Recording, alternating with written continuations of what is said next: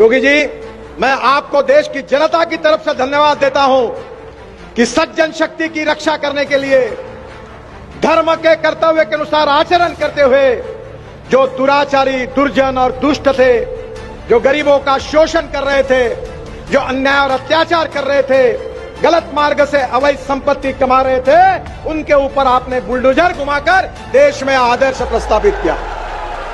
राजा ऐसा चाहिए जो अन्याय करने वाले को उखाड़ कर फेंकने वाला चाहिए, जो दुर्जनों को और दुष्ट लोगों का संहार करने वाला चाहिए। यही भगवान श्री कृष्ण में गीता में संदेश था। बुंदेलखंड और महाराष्ट्र का बहुत पुराना रिश्ता रहा है। हमारे सबके जीवन में बचपन से छत्रपति शिवाजी महाराज हमारे जीवन के आदर्श है और स्वाभाविक रूप से उनका वर्णन किया गया था।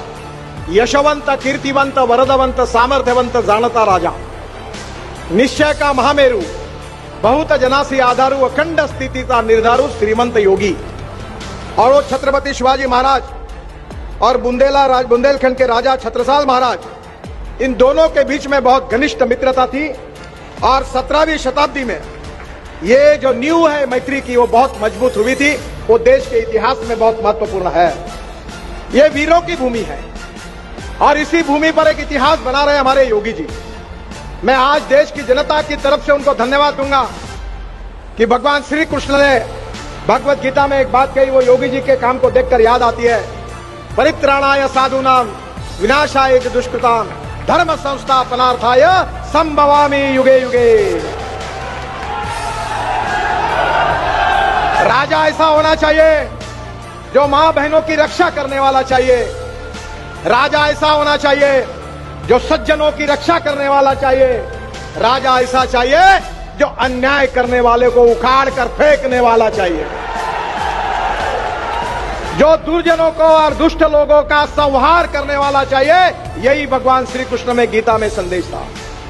योगी जी, मैं आपको देश की जनता की तरफ से धन्यवाद देता हूं कि सज्जन शक्ति की रक्षा करने के लिए धर्म के कर्तव्य के अनुसार आचरण करते हुए जो दुराचारी, दुर्जन और दुष्ट थे, जो गरीबों का शोषण कर रहे थे, जो अन्याय और अत्याचार कर रहे थे, गलत मार्ग से अवैध संपत्ति कमा रहे थे, उनके ऊपर आपने बुलडोजर घुमाकर देश में आदर्श प्रस्थापित किया। मैं उत्तर प्रदेश की जनता तो आपके ऊपर खुशी है।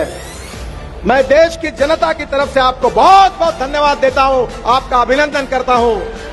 और आप इसी कार्य से आगे जाएंगे तो सही में अयोध्या में राम मंदिर तो अब निर्माण हो गया है, पर देश में राम राज्य निर्माण होगा, ये मेरा विश्वास है।